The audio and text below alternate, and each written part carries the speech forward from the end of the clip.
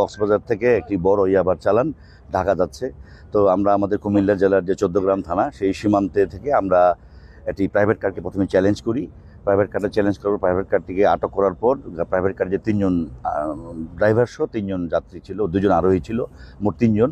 তাদের জিজ্ঞাসাবাদ করার পর একটি কাভার্ড ভ্যান, তারা কাভার্ড ভ্যানটিকে স্কর্ট করতেছিল। মূলত কাভার্ড ভ্যানটিতেই ইয়াবা ছিল। তো আমরা প্রাইভেট কারে 3জন এবং কাভার্ড ভ্যানের চালক এবং হেল্পার সহ মোট 5জনকে আটক করেছি এবং 1,60,000 পিস ইয়াবা জব্দ করেছি, যেটা আমরা এখন এখানে ড্রিল দিয়ে মানে আমরা যে ওয়ার্কশপে এখানে কাটলাম গাড়িটা। কাভার্ড ভ্যানের পিছনে লবণ আছে, কাভার্ড ভ্যানের উপরে বিশেষভাবে ওটি ঢালাই করে ভিতরে 1,60,000 পিস ইয়াবা আমরা এখন জব্দ করলাম। তো মূলত এই প্রাইভেট কারের যে মালিক এবং কাভার্ড ভ্যানের যে মালিক তার নাম শিপন শেখ, সেই কক্সবাজার থেকে এই কাভার্ড ভ্যানটিকে স্কট করতেছিল, মানে কাভার্ড ভ্যানে ইয়াবা ছিল এবং সে প্রাইভেট কার নিয়ে সামনে যাচ্ছিল।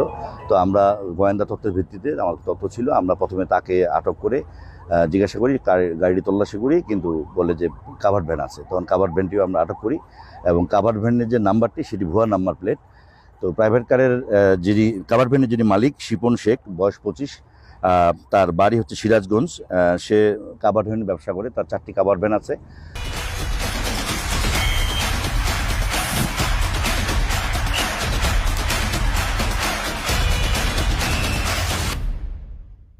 মূলত এর আগেও সে ফেন্সিডিল ক্যারি করেছিল, তার বিরুদ্ধে মামলা আছে। আমাদেরকে একটু সময় লাগবে, আমরা কতগুলো মামলা আছে বের করতে, কারণ আমরা স্পটে মাল ধরে স্পটে আপনাদেরকে ডেকে আমরা লাইভ আপনাদেরকে জানাচ্ছি। তো এখানে প্রাইভেট কারটি চালাচ্ছিল যে ড্রাইভার, তার নাম রুবেল, আর ওখানে আরেকজন যাত্রী ছিল সোহেল রানা। এই 3জন প্রাইভেট কারে ছিল। আর কাভার্ড ভ্যানটি যে চালাচ্ছিল, কাভার্ড ভ্যানের যে ড্রাইভার, সে হচ্ছে, তার নাম হচ্ছে মোজাহার শেখ, সে কাভার্ড ভ্যান চালাচ্ছিল। হেল্পার ছিল সুরজ হোসেন। এই 2জন গাড়ি চালাচ্ছিল। তো মূলত এদের ব্যবসা এই ইয়াবাই।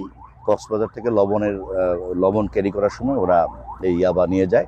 হয়তো এর আগেও গেছে, কিন্তু আমাদের এইবারে তথ্য ছিল এবং আমরা তৎপর ছিলাম। আমরা সময় মতো আমরা অভিযান এবং আমরা চেঞ্জ করে আমরা গাড়িটা আটক করে আমরা গাড়িটার উপরে রাখা বিশেষভাবে ওটা আমরা ড্রিল দিয়ে কেটে বের করি। এখন এখানে মোট 16টি প্যাকেট আমরা পেয়েছি। একটি প্যাকেটে 10,000, মোট 1,60,000 পিস ইয়াবা। বর্তমানে এটার বাজার মূল্য আসে 4,80,00,000 টাকা।